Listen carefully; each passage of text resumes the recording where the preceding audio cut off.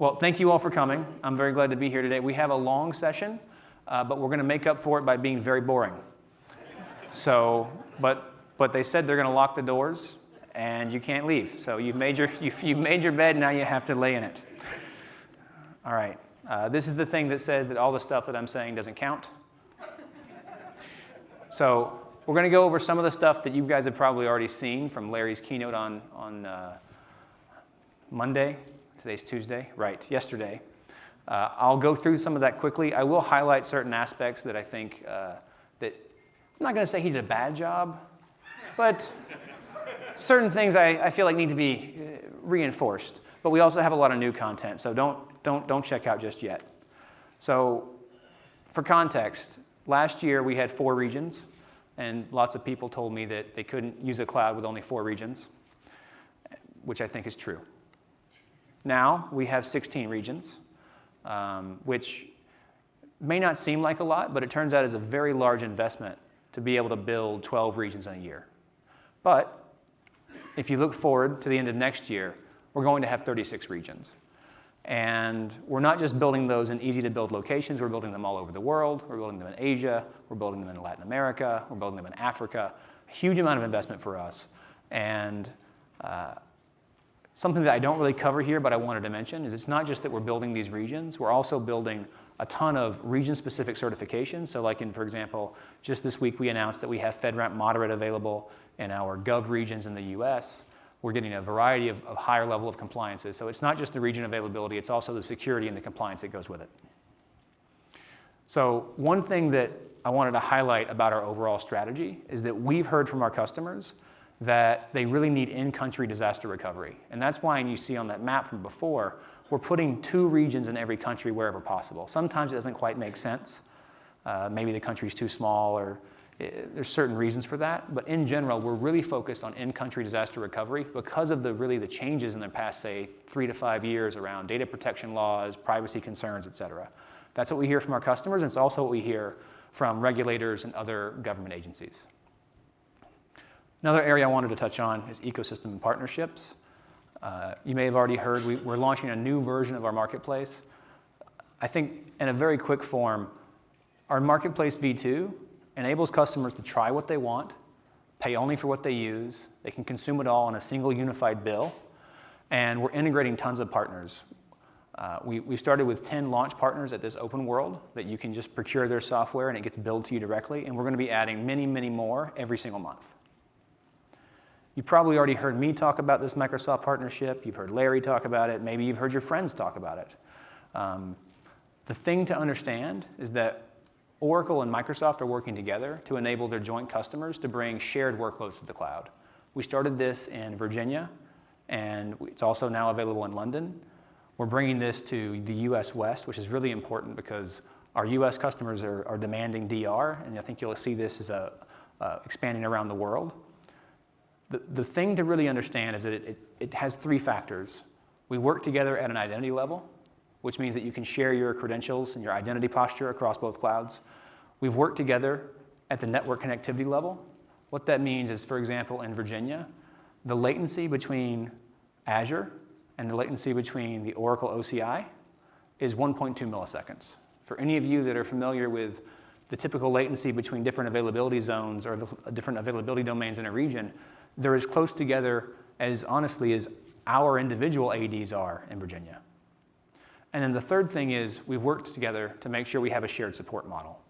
What that means is if you have a problem with your internet connectivity, if you have a problem with your shared identity system, you can call up Microsoft, you can call up us, doesn't matter. We understand it, we can fix it, and you're fully supported.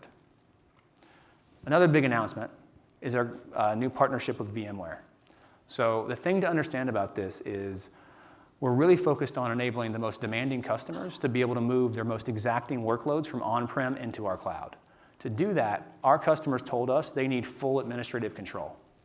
What we built is we built the fundamental bare metal capability you're all familiar with, and we're also adding pervasive layer 2 virtualization that enables the actual VMware stack to run natively on top of our infrastructure. When you combine that with a management service that we're deploying that makes it easy to deploy the service, upgrade it, patch it, et cetera, you can now, as a customer, take your VMware estate, You can burst it to the cloud. You can manage from your cloud estate from on-prem, et cetera. It's very, very seamless. And that's exactly what our customers have been telling us they want.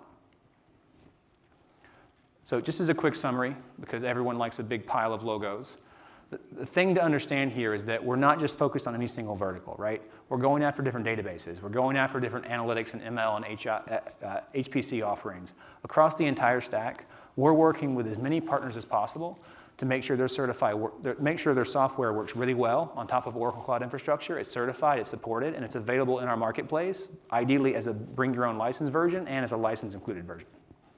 So this is something I'm personally very, very passionate about. It's truly elastic infrastructure. You heard Larry yesterday talk about, hey, the whole promise of the Generation 1 cloud was the idea that you can pay for what you use only when you use it.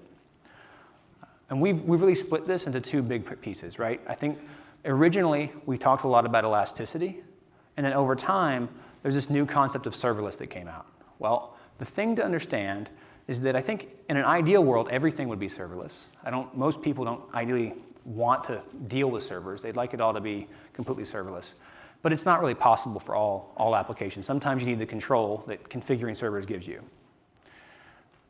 When you actually look at what most of our competitors offer, the reality is that there are serverless offerings that have a lot of limitations. And then there are elastic offerings that in many ways are just not very elastic. So as an example, if you actually go to something like, say, RDS, and you spin up a 4-core MySQL cluster, and you decide that you want to have an 8-core MySQL cluster, what you do is you push a button, and that's really nice, and then you get 5 to 10 minutes of downtime while it reconfigures your database. Now, that's better than doing it yourself and maybe taking hours of downtime, but it's not the same level of seamless experience that we provide with the Autonomous Database. More importantly, I want to talk to you about elasticity. So the standard, kind of the gold standard in compute these days is you get these fixed shape VMs, right? You pick the amount of memory and RAM, they're packaged together. It feels a bit like you're going to the store, and you're having to choose from small, medium, and large t-shirts, and you put one on and it never quite fits right. What we believe is that all of your clothes should be completely custom fitted. We think it should match exactly the needs that you have. And so what we're doing is we're launching a completely new way to think about compute and block storage. So what we believe is when you pick a compute instance, you should just pick the number of cores you want. You should pick the amount of memory that you want associated with that. And you should pay only for the stuff that you're using. In addition, you should be able to online resize that. If you want to add more cores, you just add them. If you want to take them away, you can take them away. If you want to increase your memory, you should be able to do that, all while your VM is still running. And that's what we're building. The same thing is true for storage. We don't believe that you should have to pick between one of 5 or 6 volume types up front to decide if you want it on a hard drive or if you want it on an SSD. Do you have to guess how many IOPS you need up front? We think that's a bad idea. Instead, what we believe is that you should be able to pick some storage that you want, and you should be able to have a very simple selection of the performance level. Now, the good thing is, after you do that, you can dynamically change your performance level. This is something that's very exciting, and I'll actually show you a demonstration of in a minute. This is going to be available in a couple of months, but we've already built this technology. And not only can you scale your performance dynamically, we're adding the ability to dynamically resize your volumes to scale them up automatically as well in terms of capacity. So the reason I'm highlighting these differences here is not to say that the old world wasn't good. What we're saying is it's not good enough. We think that customers really need this flexibility, they need this elasticity, and they need the ability to do all of these flexible changes without incurring downtime. So I'll go through a few of these announcements today. Cluster networking is generally available. It's the thing that underpins our overall HPC offering. We have a 100 gig Rocky network, and we're going to be adding new HPC instances in the future, as well as different GPU instances. Today, we now support Microsoft SQL Server available on our marketplace. So we now have a certified and supported version of SQL Server that you can buy and run on top of OCI. As we talked about, we have our next generation of block storage. That's coming out in Q4 of this calendar year. And it means, and the cool thing is, so that you know, when we launch this, all of your existing block storage volumes will just convert to this. You're not going to have to go and upgrade. So suddenly you'll get a block storage volume, the one you have today, and you'll just get the ability to dynamically resize the performance. Same price. If you want to lower your cost, you can slide the performance down, and if you want to get higher performance, you can slide that up as well. We're launching Instance Resize, which allows you to reconfigure which fault domain you're in, which instance family you're in, if you want to switch, say, from an Intel CPU to an AMD CPU or back. This is launching, like I said, by the end of this year. Talked a bit already about these elastic instances. This is coming in Q1 of 2020, so I think it'll actually be around February. And this will also be launching at the same time that we launch our new AMD-based instances. So available in Q1 of 2020, we'll have our AMD Rome offering that'll have 128 cores, up to 2 terabytes of memory in a single server. And that'll also be available with our new VM offering of completely elastic instances. And of course, we'll have the next generation of Intel CPUs, both in an HPC form and in a standard form. That will be available next summer. And now we're going to roll a demonstration that talks about how Microsoft and OCI work together, as well as demonstrate some of our storage capabilities. Can you roll that? I will now show you a demo of several new exciting features we've recently launched. This demo is based on a fictional retail e-commerce company running a website that sells a variety of items. Their company has launched a Black Friday sale across their site, and their total orders have spiked 4x in response to the deals. Before diving into the details of the new services, I'll give you a brief overview of the site architecture. The e-commerce site uses a multi-cloud architecture made possible by our partnership with Microsoft. We have services running on Oracle Cloud Infrastructure combined with a few services in Azure. Notably, our new Gen 2 block storage is where we have stored our critical transaction information, which I'll talk about in more detail. We've logged into the Azure portal using multi-cloud single sign-on made possible by integration between OCI and Azure Identity Services.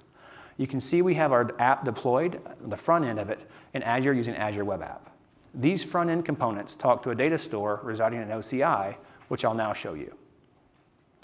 We've seamlessly been logged into the OCI console using the same single sign-on identity credentials. The orders are coming into this data store running on a bare metal instance in Ashburn. We've also attached our new Gen 2 block storage volume to this instance. As the orders are coming into Acme's web store, we can see the orders being processed. Currently, the block storage system is configured to be optimized for price. Since this is a busy period for Acme, we want to process these orders much faster.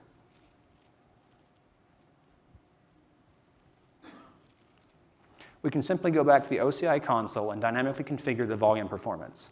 You can see we have gone from only 3,000 IOPS to 35,000 IOPS, a 12x increase in performance.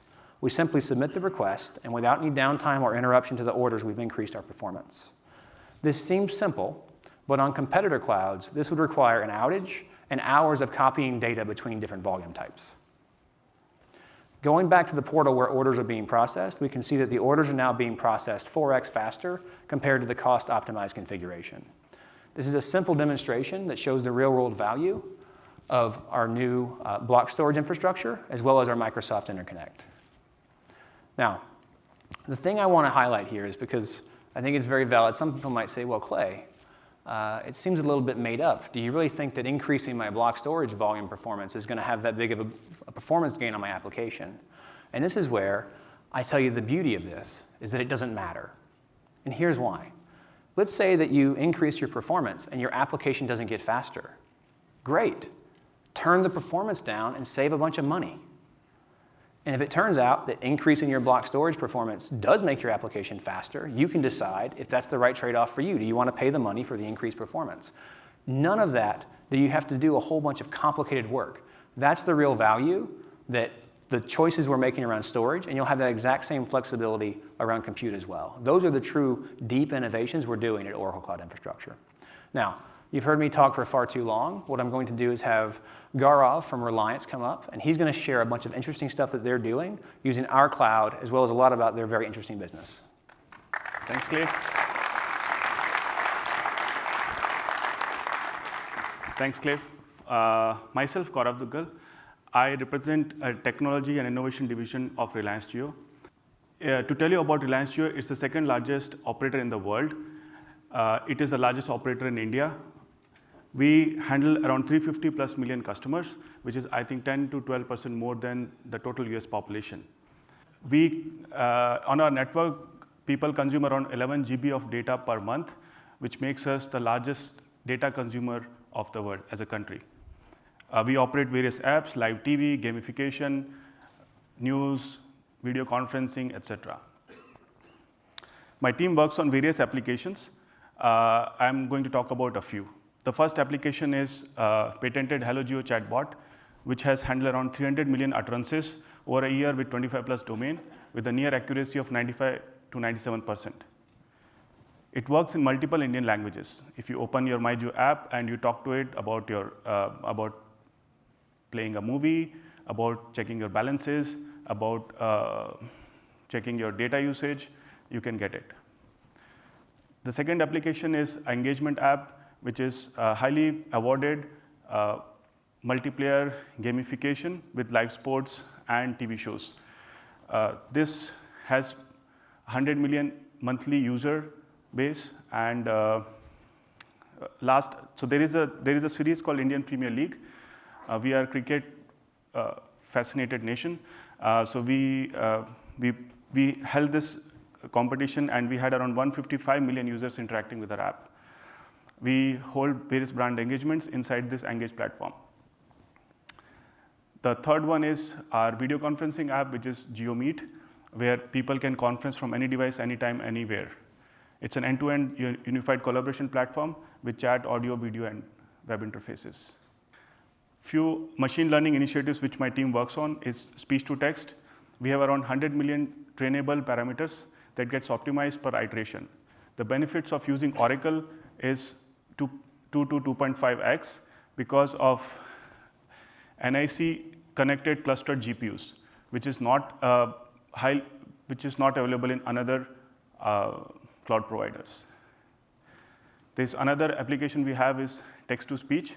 These are all for Indian languages. The speech to text, text to speech is available for English languages by other cloud providers, but for Indian languages, they barely serve us. So we had to build it ground up for us. For text to speech, we have, again, hundreds of millions of parameters, which are needed for generating voice map for the speakers. Again, we get around 50% faster optimization because of block storage, which gets us 10x more IOPS compared to other providers. The last is natural language processing, which is used in Hello Jio chatbot. We have multiple layers of bidirectional LSTM and dense layers with hundreds and thousands of parameters to train. Here also we get faster training, faster scaling for our video bots. These are a few of the stats for our Jio Engage application. Apart from all these stats, these are great. We have won Mobile World Congress recognition last year for our application. This is a video bot application, which is world's first AI-based video call platform. Again, it had got 15 plus awards. We handled around 50 million utterances with 10 plus bots last year, which is 90% of accuracy. We handled a peak of 10 million DAUs, daily active users, during the launch, and it runs on proprietary platform, which is SparkML, containerized with Docker and Kubernetes, and uses open source for real-time monitoring and garbage detection. So we launched a Jio phone, which is world's first 4G feature phone. However, it didn't have a speech interface, so we wanted people to have hands-free operation. This is the architecture for us to build speech-to-text for Jio phone. It uses a cluster of 2 nodes with 8 GPUs, each connected with 50 Gbps NIC. Like I earlier said, this is only possible in Oracle. It's not provided by other providers. It reduces our training time heavily. This is one of the applications we launched in Engage, where we were giving a GB of free data for anybody who's clicking a wrapper of Cadbury Dairy Milk after eating it. And yeah, so it became so viral that in 20-25 days, we had around 100 plus million notification. So we're doing artificial intelligence at scale. So the focus is to derive, define, and deploy AI models at hyperscale. So we are building it for vertically targeted products on our proprietary deep learning innovations. So OCI What are the benefits of OCI? So we have got 10x cost reduction compared to other providers. They have highly predictable charges. There's no hidden charge. There's minimal charge on network throughput compared to other providers. There's DDoS prevention is built in, and OCI network is for free. The customer excellence team is great. The wellness team will send some guy for an organization of our size to sit with us, help us transfer workload from other providers to their provider. The performance on block storage is exemplary, and we use a lot of NoSQL, Redis, and all the databases. For us, it has helped a lot. The GPU with NIC cards are great. They have persistent NVMe protected data, and that is 1000x better than the other providers. I think that's it from my side. Thank you, Gaurav. That was great. So now we're going to talk a little bit more about cloud security, as well as go into some interesting stuff around our cloud-native portfolio. What I can say is that I don't think anyone as of right now has really figured out how to make security simple in the cloud. That's true for us. That's true for our competitors. What I do believe, though, is that it can be made significantly simpler. And so what I'm going to be telling you is about two really strong ideas that you'll see us deliver on over the next year. But it's important to understand that the ideas are the important part and the services that will layer into them. But it's really about a different philosophy that we're focused on with our overall security strategy. The first one is that we believe there should be a way that you can actually configure things so that you cannot have security be disabled. And we also believe that there should be a way that your system can behave in a completely automated or autonomous fashion and take actions for you when there are security issues. So to solve that problem, we made a fancy picture, which is a good excuse for not having to build a product. So if I'm back here next year with a fancy picture about this, you should all throw tomatoes or something at me. But I really wanted to communicate this to you very early. So I'll go into the details of each of these pieces, one of which is already live today, and the other two of which are coming very soon. So we have this new concept called Oracle Cloud Guard. What it is think of it as a system that takes in all the different data sources from the cloud. It takes in your audit logs, it takes in your network logs, it takes in your user actions. It then analyzes that behavior for anomalies. It then surfaces those anomalies to a decision rule engine. You can think of this as a configurable system. But the key here is how we're going to make this system very easy to configure. We automatically categorize threats into different threat levels, and we make it very easy for you to decide basic actions that you want to have happen when those threats occur. So as a very concrete example, let's say that you have a user that normally logs in from certain IP addresses. Well, suddenly they start logging in from a different location. We can flag that, and then we can say that's a certain threat level, and then you can configure, do you want us to completely stop that? We can revoke the user's credentials. Do you want us to just notify you about it? Or perhaps you would like us to increase the security level for that customer, for that user, and now they need to use two-factor authentication when they normally wouldn't. And on its own, this idea is not particularly novel, right? You're all used to some of this kind of behavior when you use a bank website or maybe your email system, et cetera. The thing that we're saying, though, is that we're going to build that into every single layer of our cloud, whether it be the networking layer, the auditing system, the user permissions management system, the OS management service. Every layer is going to be plugged into the system. And we're not just going to be analyzing your configurations and alerting you after the fact. You're going to be able to get all of that data, configure simple rules, and have the system actively control your security posture. And the reason this is so important is that humans just cannot react fast enough. And humans are not smart enough to twizzle 5,000 separate knobs. If you give that to everybody, we believe there's just no way to be actually secure. Now, with that alone, I think it's a pretty cool idea, but it's not enough, because that's fundamentally a reactive policy. To use that, you have to wait for something bad to happen, whether it's a misconfiguration or it's a bad user activity, and then you're trying to stop it. What we're also doing is we're creating this concept of a maximum security zone. And in many ways, this is novel, and in some ways, it's not so much. You can think of this as an extension of our compartment concept on steroids. What we're saying is that when you place your resources in a maximum security zone, security features are no longer optional. 100% of the maximum security features are always enabled.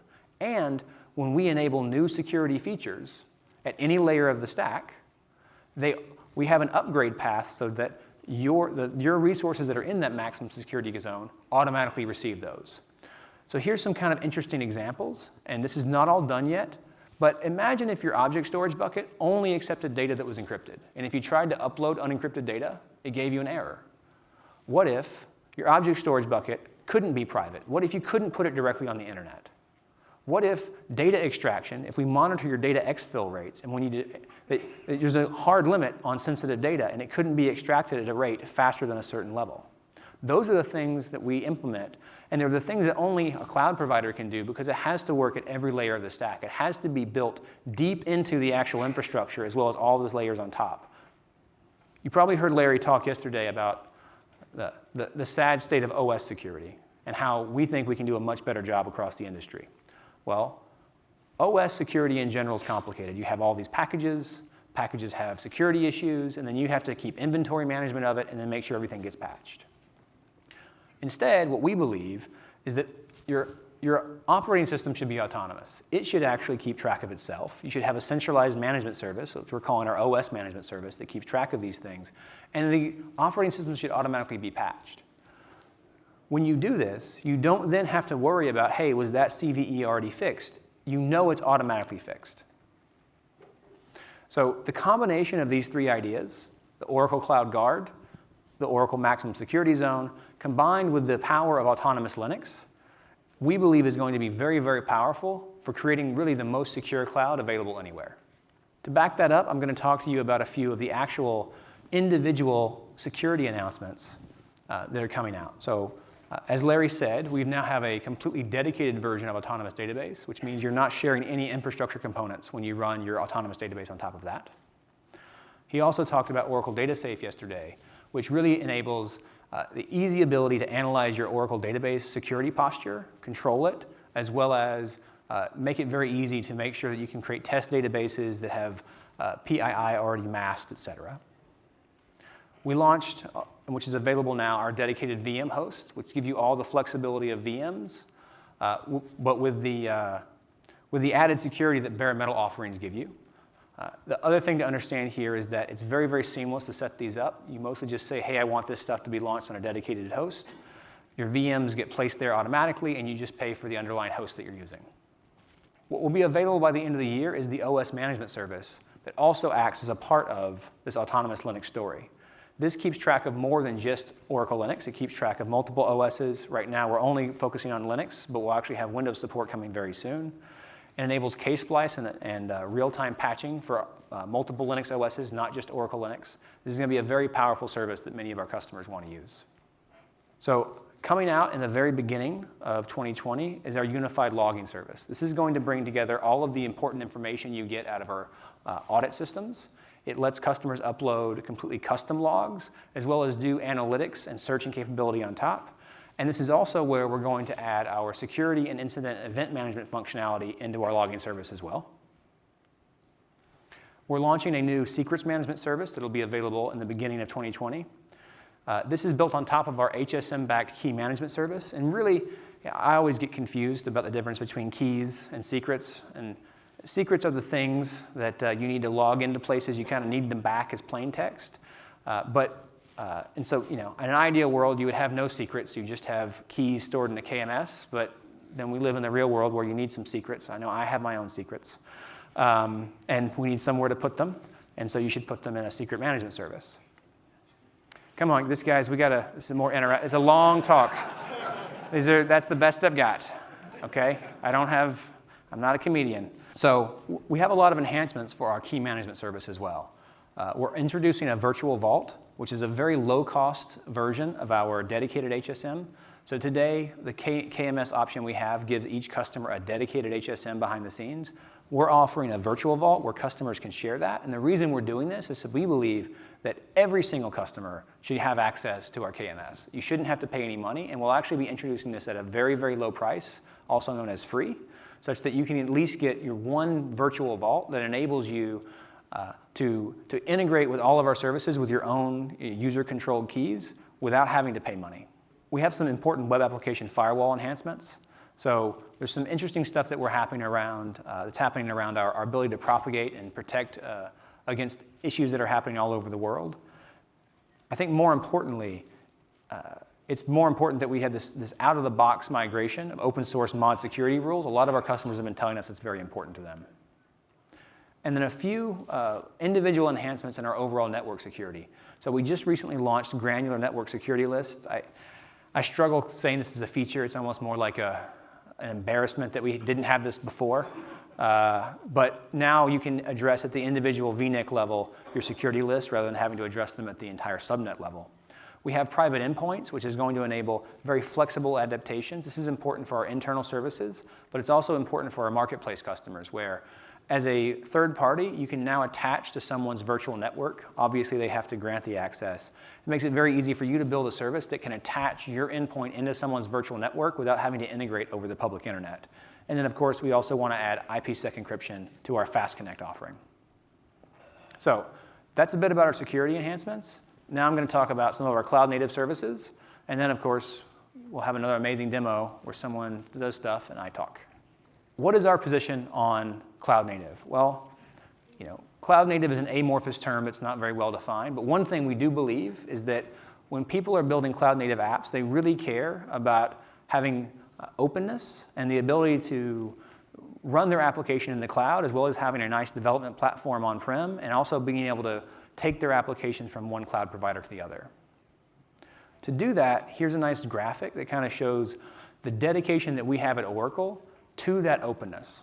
So when you look at, say, for example, take our serverless offering, right? We have our function service that's now launched, but we didn't just launch a function service. We also created an open source project that enables customers to run those functions on a different cloud provider, or more commonly, it also allows you to run those functions on-premise, to run them on top of Kubernetes yourself, or to run them on your laptop. For example, with our orchestration service, we have a resource manager. Instead of building our own configuration management language, we chose to partner with Terraform to use the same standard syntax everyone's already using for multi-cloud deployments, and we built a service that enables the easy administration and access and control and management of that in our cloud. So here's an amazing architecture diagram where you stack boxes on top of each other. The main thing to understand is that all of these things we put on this box are things that we either have available today or that will be available in the next 3 quarters. So I'll go into more details about each, but really, if you were to talk to me, a couple of years ago, we didn't have a lot of these basic building blocks. What we've been doing within OCI is we've been aggressively building these services to make it possible for customers not only to build, say, their very complicated relational database workloads or their big data workloads or their HPC workloads, but they also, how can I build the next generation of really interesting workloads? And they're built on top of these services. So we have some interesting enhancements to our notification service. Most importantly here, we have HTTPS webhook integration, as well as automatic integration with your own pre-built ticketing tools with things like Jira and Slack, et cetera. That's because most people use notifications to notify themselves, and they would like that to be, in one of the tools they use, rather than, hey, you got an email, there's a problem. We're announcing our API gateway. This is available by the end of this year. You can think of this, there's many different ways to use the API gateway, but most commonly it's, hey, I have some functions, I want to expose those to the internet. I don't want to have to write my own service from scratch. Can I just put your API gateway in front of that? The answer to that is, well, yes, of course you can. You can also use our API gateway to front your own application, whether it's written on top of VMs or containers or however you want to do it. Our API gateway supports all those use cases. We have some enhancements to our function service. Most notably, it's more integrations, including integrations with our Oracle Integration Cloud, which is an extension platform for our software as a service. That makes it very easy when you consume our SaaS products to be able to extend that using functions as well. We have a Cloud Shell coming out very early in 2020. Not particularly novel, but when you log into the OCI console, wouldn't it be nice if you could just get a terminal that had all of the tools pre-installed, you had some built-in storage that would keep your scripts around, you can use it as an operational tool, or you can use it to just try out a tutorial online? Great, we built that, and it'll be available in the beginning of 2020. We have a really interesting service. Oracle has a large portfolio of application performance monitoring tools, but we haven't done the best job of integrating them fully into our cloud platform. We're doing that. That'll be available in Q2 of 2020. And the cool part is this is very easy to instrument, right? You just deploy it alongside your different stacks. You can use it in the cloud. It also supports APM functionality with your on-prem applications as well. And now we're going to take a minute and we'll show a demonstration that highlights security and some of our cloud-native features. We will now demonstrate pre-configured security functionality offered by OCI to easily protect your web applications and automatically engage your operations teams to threats. We have an internet-facing retail web application built on Oracle Kubernetes Engine. OKE makes it easy for customers to reliably build, deploy, and manage cloud-native microservices. We'll now select an item, enter the required information, and place the order. We've received an application error message. The error message is displaying personally identifiable information about shoppers and other transaction details.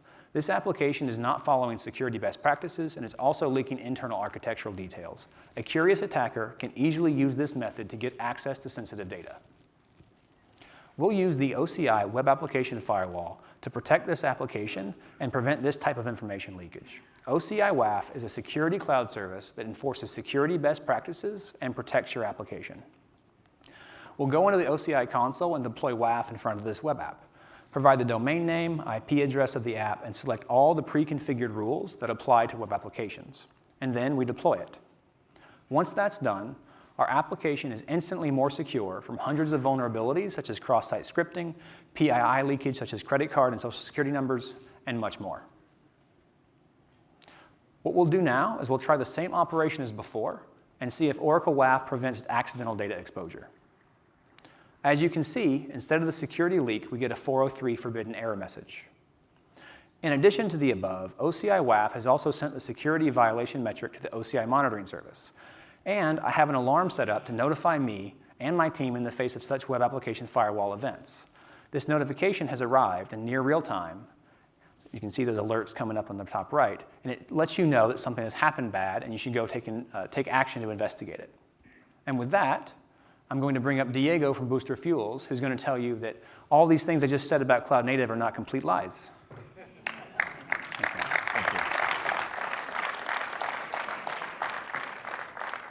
Thank you, Clay. Good afternoon. I am Diego Neto, co-founder and CTO of Booster Fuels, where we are reinventing the way energy is being delivered. We're a gas station on wheels. And if you don't mind, raise your hand if you've heard of Booster Fuels before today. Okay. All right, for my marketer in the audience, that was about 50%. We're working on it. So what makes this interesting? Booster uses OCI. Specifically, we were early adopters. Being a cloud-native company, born 4.5 years ago, we went straight to containers in 2016 and then realized the need for orchestration. We did not want to do orchestration manually, but we did in the early days, and we realized that in order to provide value to our business, we needed to focus on pumping gas, not scaling our cloud. So when it came time to switch over to a managed solution, we gave OKE a shot, and we have been very happy with it. Why? Clay touched on it, but the desire to have more openness inside of the cloud-native land, I think, is a really, really compelling argument. And Functions is doing it really well. So why do we need to be cloud-native? Because this is really hard. Delivering gas is very difficult. We even created a bunch of slides with boxes and called it an operating system so you can see how hard it is. But the truth is, we're not just moving electrons around on the internet. We are taking physical atoms and putting it into your vehicle. And so we needed the right partner so that we could focus on providing value to our customers. Our customers love us. We have people that have not gone to a gas station in over 3 years. For some of our corporate campuses that desire to offer this service as a perk, they'll even subsidize a portion of the price per gallon on a specific day, and effectively for less than the price of a bubbly drink per employee per month, you're getting a real tangible perk that has meaningful impact on people's lives. They can avoid going to the gas station and pick up their kids from daycare sooner.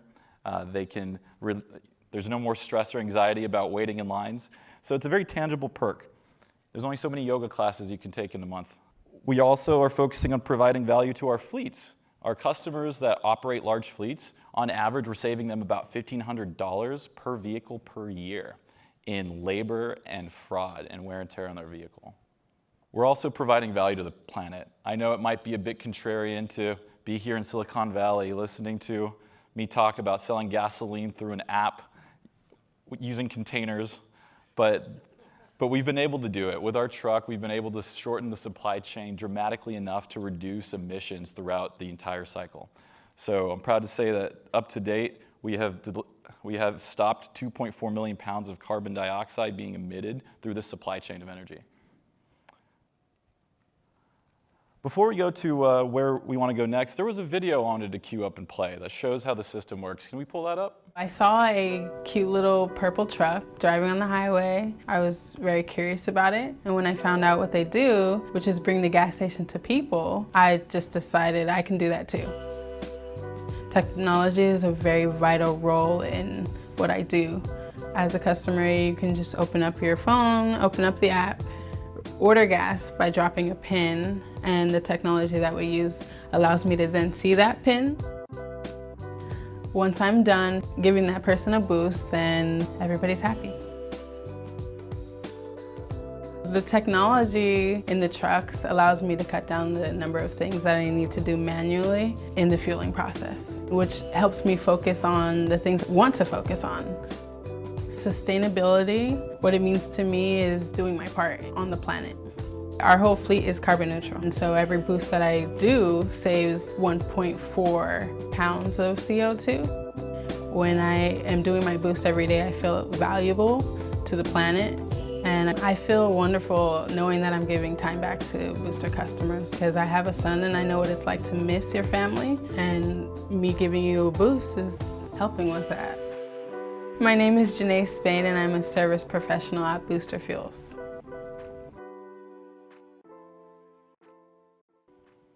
Thank you.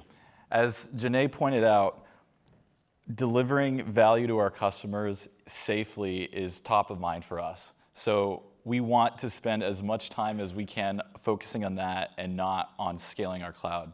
So I could proudly say that we've been able to get to where we are today at the scale that Booster is operating at with just one DevOps engineer and 10% of my time. And so we want to keep it that way. We want to keep our engineers focused on delivering value to our customers and to make our service professionals' jobs more efficient so that they can worry about just pumping gas safely. So you saw the IoT platform briefly in that video. That allows us to automate a lot of the previously manual parts of the fueling process. Where we go next is serverless. So right now we're working on operations research, and we want to take our workloads that are going to be running all of our fancy algorithms that tell our trucks where to go next. We want to run them entirely serverless so that we don't have to worry about expanding our Kubernetes cluster, because we really don't know precisely what the demand is going to be, and we don't want to incur that overhead. So every boost matters is a core principle at our company, and we really try to live it. And in deciding who to partner with to cover our cloud needs, this was a value that I also saw present in Oracle and in the people and part in the OCI organization. So thank you for your time.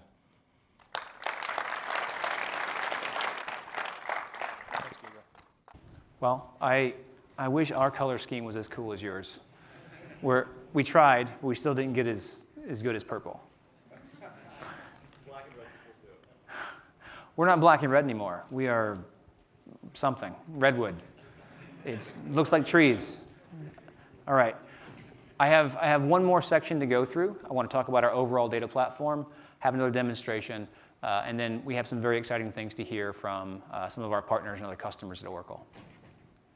So sometimes I find it helpful when I have to create these slides. I take a step back and I look at our overall portfolio, and I'm surprised by where we've actually gotten to and where we've achieved in the past few years.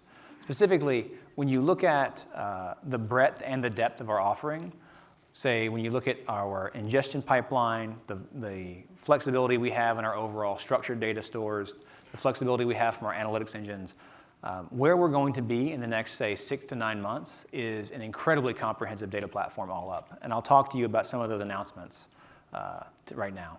So we launched a streaming service about a year ago. And we told lots of people that our plan was we were going to make it Kafka compatible. And then either nobody questioned it or they just assumed I was lying. But it turns out that we actually are making it Kafka compatible. And we're now actually in a limited availability release today, and it'll be out by the end of this year. And really the idea is we have a complete web interface that you can use for our streaming service. But you can now attach our same multi-tenant, large-scale streaming service directly to your virtual network. You attach it on a private endpoint. It speaks Kafka. You just change the configuration of your Kafka client, and you just use the service. I'm very excited about that. It's a huge amount of investment we've made, a lot of it hard engineering work, to really, you see the commitment we have around giving our customers the choice and the flexibility and the openness such that you can use our service or you can use Kafka, but we'll take care of the operations for you. There's a new big data service we have coming out. This is a Cloudera compatible Hadoop service. It'll be out by the end of this year. And really it's about fully integrated into OCI. How do we have a really first-class Hadoop experience that enables customers to migrate from typically their Cloudera or Hortonworks distribution on-prem into our cloud. We have a very exciting new data flow service. This is our serverless Spark service. It'll be coming out in the very first quarter of next year.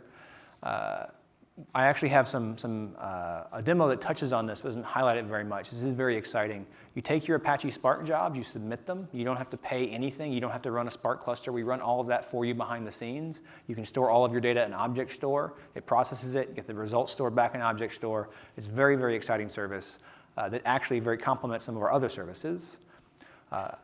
Our data catalog service. So we're now all taking all this data, we're shoving it into the cloud. We have log files here, we have structured data, we have unstructured data. How do you keep track of it all? As you make derivations of this data, what do you know the lineage of that data? Where did it come from?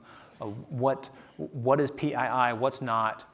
Well, we now have a new data catalog service that allows you to record this information, but it also does discovery for you. So if instead you're like me and you have a giant room full of random stuff and you don't know what it is, you can think of the data catalog as this amazing person who goes in, looks in your room, figures out all the stuff you have, and then sorts it into where it's supposed to go. So it's both for upfront, curation as well as after the fact discovery.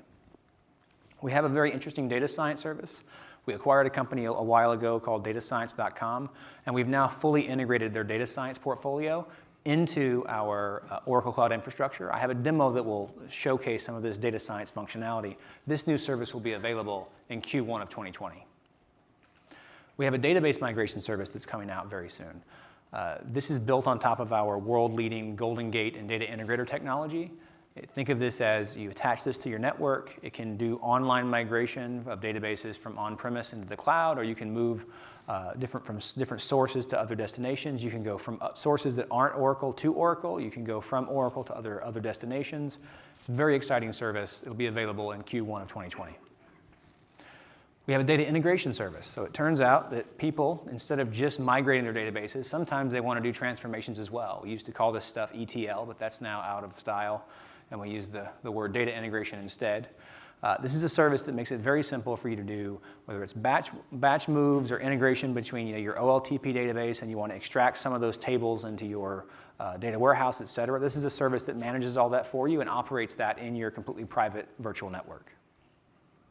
We have an Oracle MySQL service that's coming out in Q2 of 2020.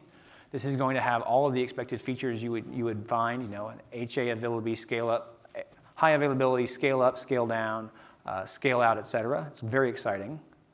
And I think even more exciting is this Oracle MySQL Analytics service, which is a new service that attaches to that Oracle MySQL service and provides incredible query capability by a fully integrated in-memory cluster analytics engine that goes right beside it.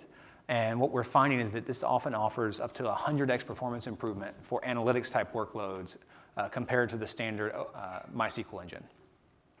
And now we're going to roll a data platform demo.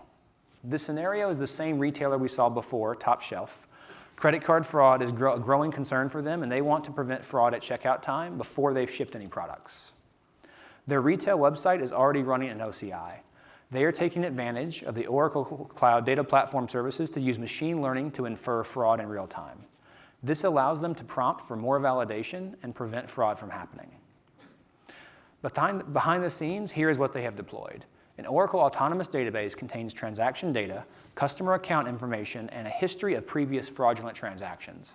The data flow service runs a Spark application that extracts this information, creates new insights, and stores it in object storage.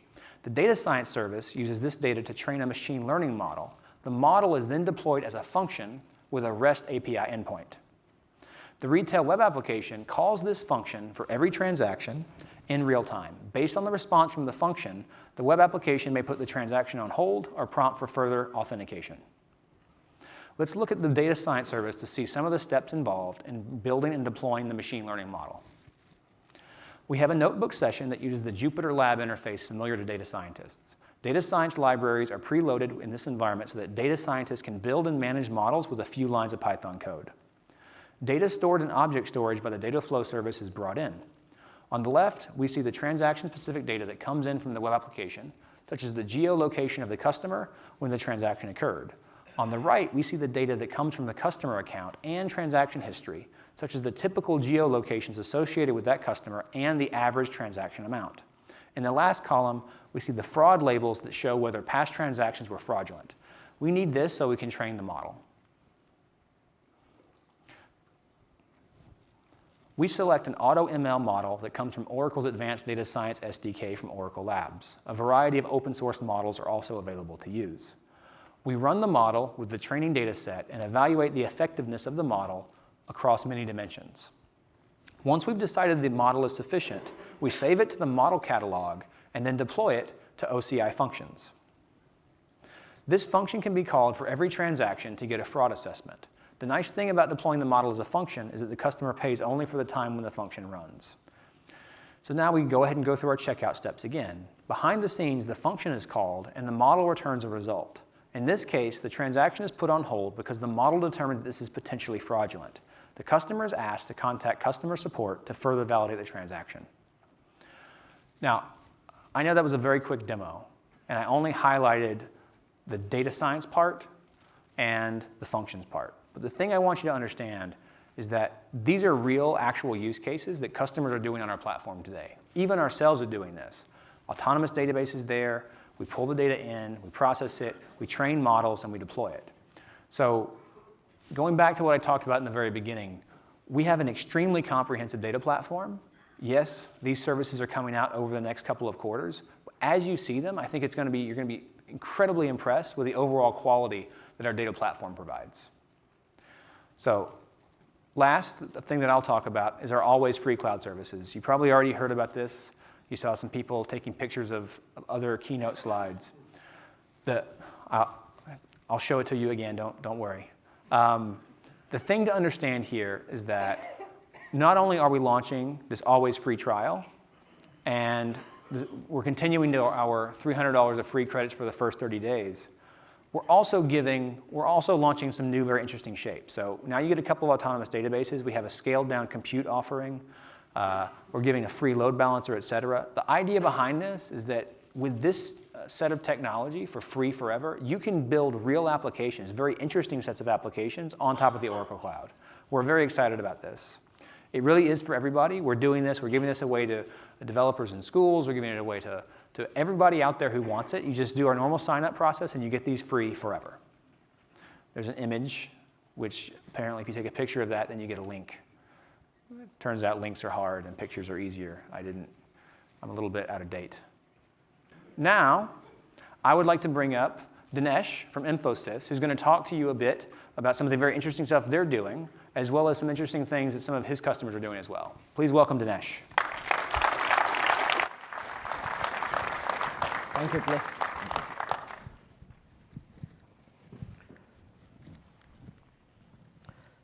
Thank you very much, Clay.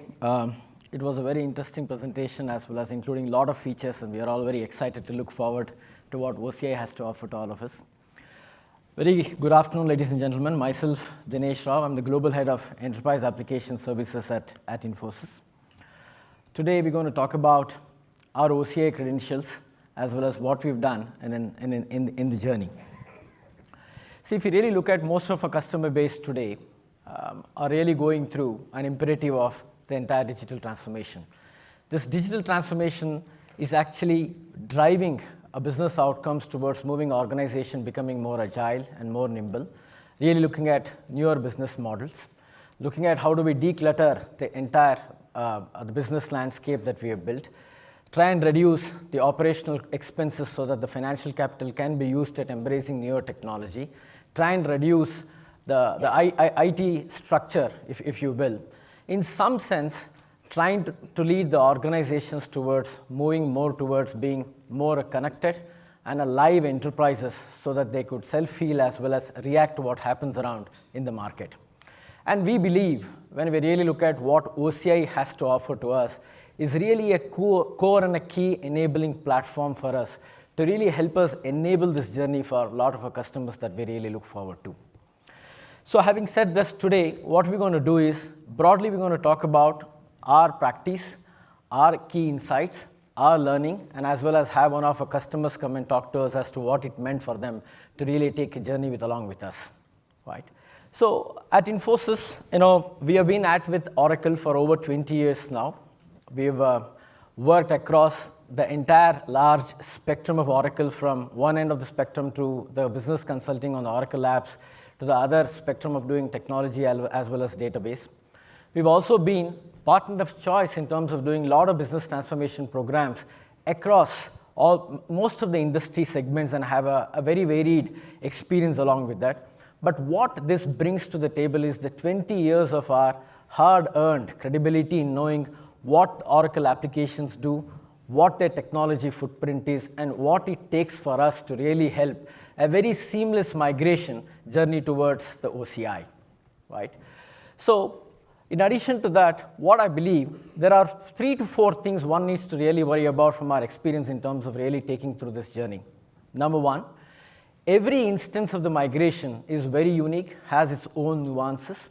Now here is where we, along with the Oracle, come together to bring in our complementary strengths to make sure that we put together a very optimized solution architecture, a very clearly laid out migration strategy so that the migration into the OCI would be very seamless and then you would really meet time to the market that you promised. Currently, we have over 30 plus engagements in flight. We have a lot of learnings from these engagements. What we have done is we've invested in building accelerators, tools, as well as a lot of aspects of AI into making sure that the assurance parts are actually automated as well. This helps bring down the total cost of ownership by over 30 to 35%, and most importantly, meet the timelines that we normally agree to. That was the second one. The third element that we need to really look at is we were the first MSP partner with Oracle. What this brings to the table is a very unique joint partnership for us to make sure that we bundle all the licenses, your hardware costs, as well as services, and help you create newer commercial constructs in the way you want to really embark on this OCI journey, which is quite important. And I see a lot of customers asking as to, would it be a CapEx, would it be an OpEx, would I need to really spend more money, and etc. And I think here there would be a very unique commercial construct for you to really look at how do you really embark on this journey. Last but not the least to me is the human capital. We've invested a lot in terms of really building new talent, in terms of certifying more people on the OCI platform as well as on the Oracle, and then hence this human capital along with all the other 3 aspects that I talked about would help you to really get through a seamless OCI migration. Now, with these 4 in mind, as well as a lot of experience that we have across the industry segments, we've had quite a few successes in the recent past in terms of doing a very successful migration as well. So at this time, I would like to invite over one of our esteemed customer, Mangesh Theo, who is the head of corporate systems at our customer TIA, over onto the stage to just share some of his thoughts and words about how this whole journey went about. Thank you, Mangesh. Thank you, guys.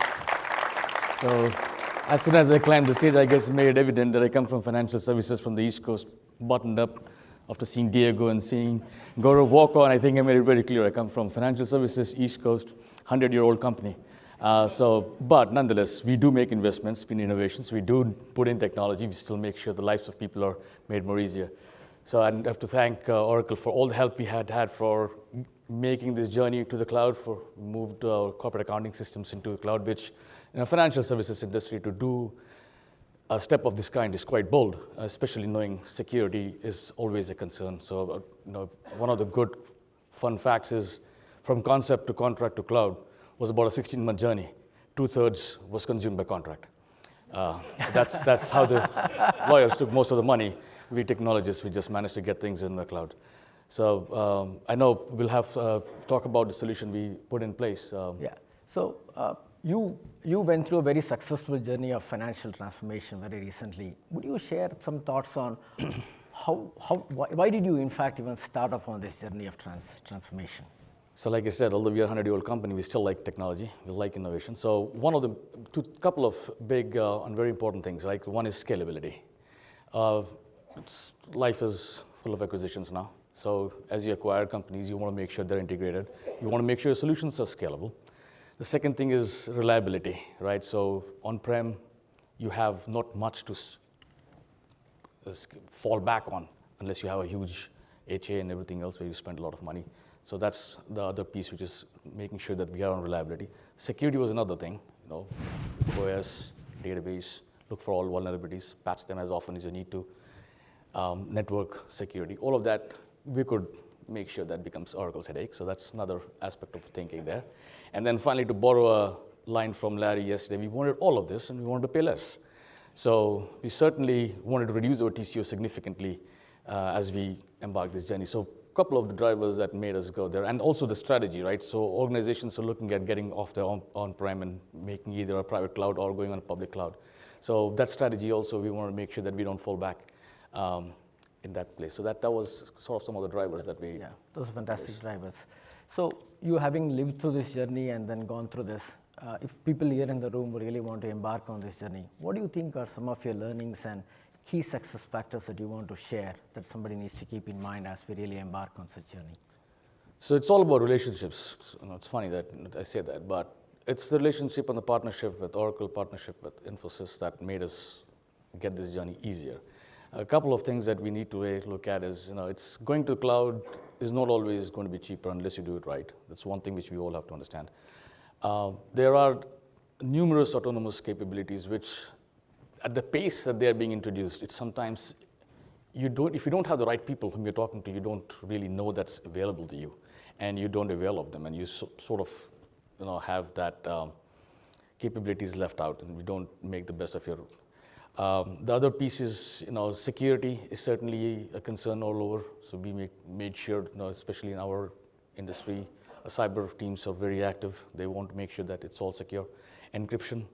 You heard Clay talk about KMS. I think that's a very important aspect for us. We want to make sure that, and it's funny, the Infosys guys actually had a hard time getting through our cyber guys because they wanted a payload to be encrypted at the point of where it leaves the on-prem, had to be encrypted all through. The tunnels had to be encrypted. Finally, of course, on the Oracle's OCI side, we had object storage as well as the databases fully encrypted, so that was not an issue. So these are some things which I think in the whole thing about big journey to cloud, we kind of sort of not pay attention at, and I think that's some things which we did a good job in making sure that we reach those outcomes. Yeah. And of course, we paid less. So thank you so much for those insights. Thank you. It was a wonderful partnership in really driving towards this very seamless. Thank you. Thank you for all that. Thank you so much. Thanks.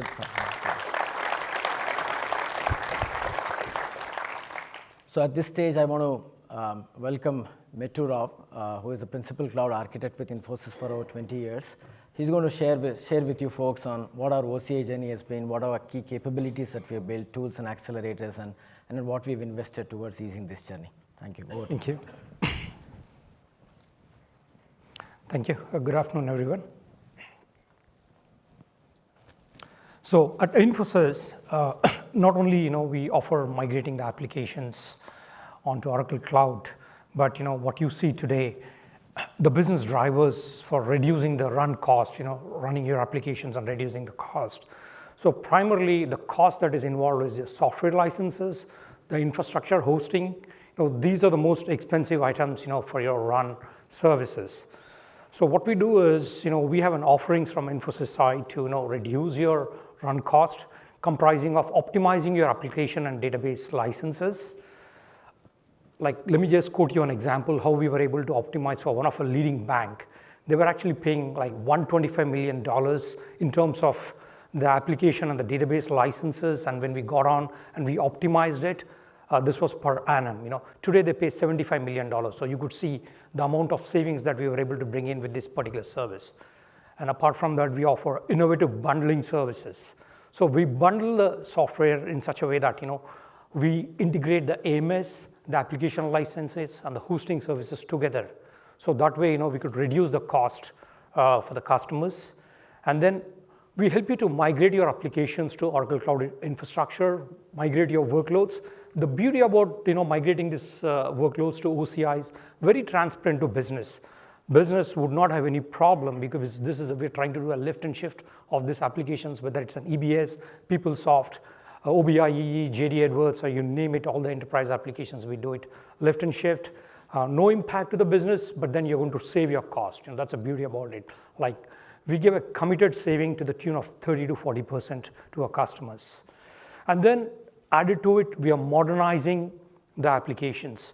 So what happens is, we were able to do, high performance, migrating to OCI. Then your cloning is going to be faster. Your response time is going to be very faster. Your batch jobs are going to run much, much faster. I'm actually going to take you to a couple of slides where we capture the metrics, comparing the workloads running on premises and the moment we have migrated to OCI without doing any business transformation. Just it runs like a charm. I'm going to show you in subsequent slides. Well, so now you could actually look at this, the capabilities that we have built. When we try to compare your on-premises workload versus when I've migrated to OCI, so since we have built a lot of accelerators, tooling, so that the value that we have built, if you compare it to your left-hand side where you're on premises, where you have a huge facilities like for your data center cost and stuff like that, your hardware, and then your software cost, then patching, everything is automated. With the accelerators that have been created by Infosys in coordination with Oracle, there's a lot of value that we are creating. You could see that value that we have done and see the overall operating cost, how we are able to substantially reduce. And as you see, when these workloads get migrated to OCI, we bring in a lot of scalability, agility, license optimization, very important thing, reduce the IT cost, fewer skill sets that are required because of the tune of automation that we have brought in on OCI. Well, so if you look at this, this is the real-time metrics that we have run from a pretty large manufacturing customer where we have migrated their large EBS workload, EBS ACP workload, and we are trying to compare the metrics, for this specific business process, a PO extract process, that we just ran on premises. And the same workload that has been run on OCI after migration, we could see to the tune of 35%, in the performance improvement. Nothing has been done from. All we did is just migrated the workload onto OCI, and then, very successfully, you could see the metrics out of it, and comparing the similar, the hardware on the on-premises onto OCI. So that's the magic OCI is doing today. This is a very interesting slide. You got to take a look at this. So what happens is total cost of ownership. OCI is giving you the savings in terms of like if I try to run a same database workload on an OCI compared to other leading cloud providers, I could save 50% upfront running a database. The reason is there's a core factor. The core factor of OCI is 0.04. And the core factor of other leading cloud providers is 1. So what it means is for a same workload, if I have to run on an OCI, straight away upfront, I'm going to save 50%. So that's the magic. In terms of performance, real application clusters, as you guys are all aware, real application clusters is primarily meant for high performance and high redundancy. The full capability, full certification is available only on Oracle Cloud Infrastructure compared to any other cloud. And then you also have ExaCloud Services, which is an engineered system only available in order to run an enterprise-grade application. Today, what is available is only OCI. You cannot run a rack on competitor or the leading cloud providers out there. Another important factor, we have actually taken and done a stress test of OLTP transaction. We took a similar VM size of OCI, and then a leading provider. And we used Oracle stress testing slop tool. We ran a similar transaction, and what we found is like OCI is close to 88 times, faster, in terms of running a database workloads. That one of the reasons, like multiple reasons. One reason is like the fully certification of like in-memory capabilities and the way the storage runs. It's almost 8 times it's faster to run a database, and then the latency is 5 times lesser, and then the network highly performance oriented, very consistent network performance. So that's another advantage what we were able to notice. So what it means is total cost of ownership is cheaper, and in terms of performance it's great.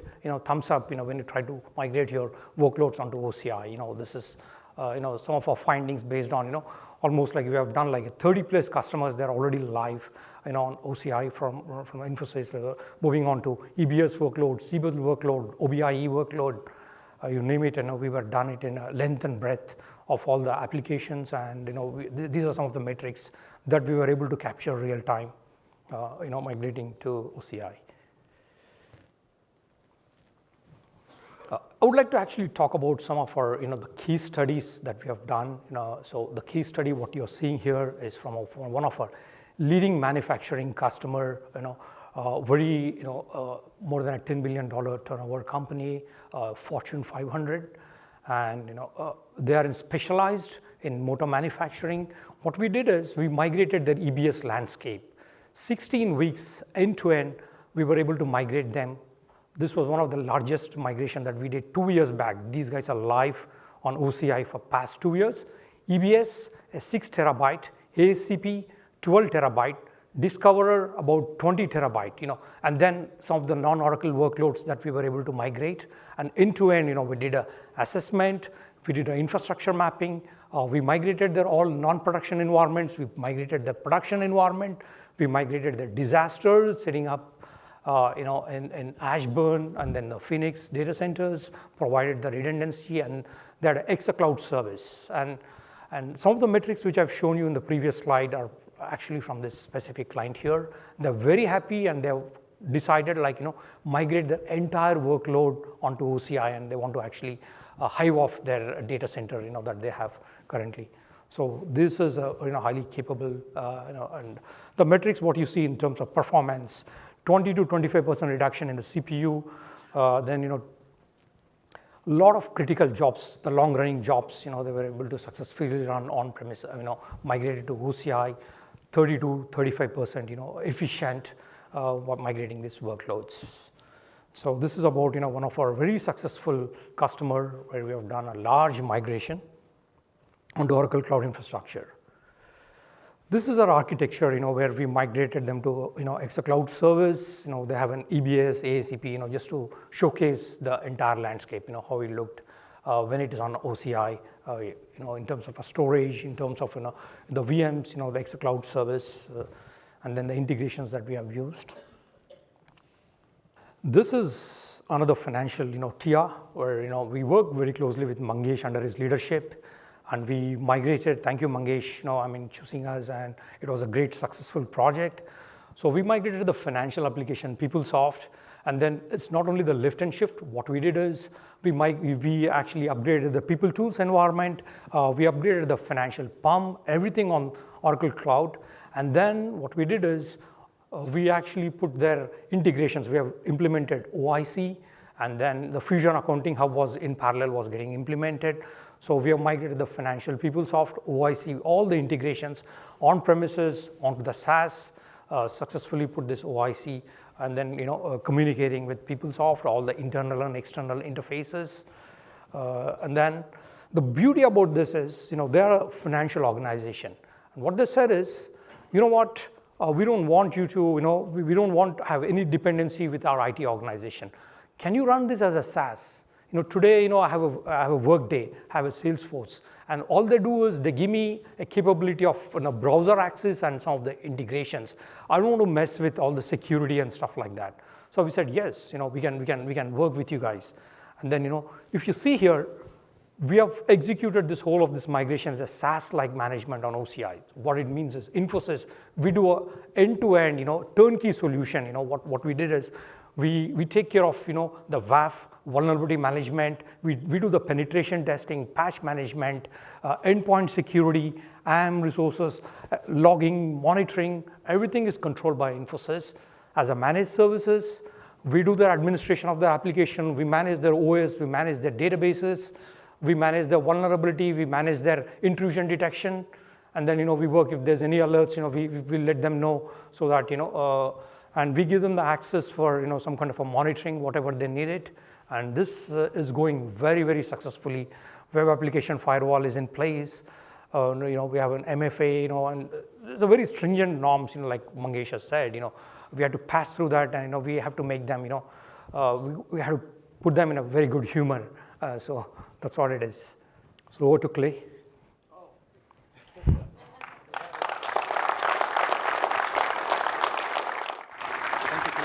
Thank you very much.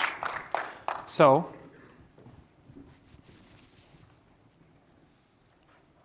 I really appreciate all of you coming. We have a lot of exciting announcements. We'll be back here next year, and that's where you can see if I'm actually was lying, if we were going to do all this stuff. What I can tell you is that we're not. Sign up for the cloud. It's really, really easy. I did it myself yesterday for a new account. Sign up, try this stuff out. I think you'll be really impressed. Thank you all for coming.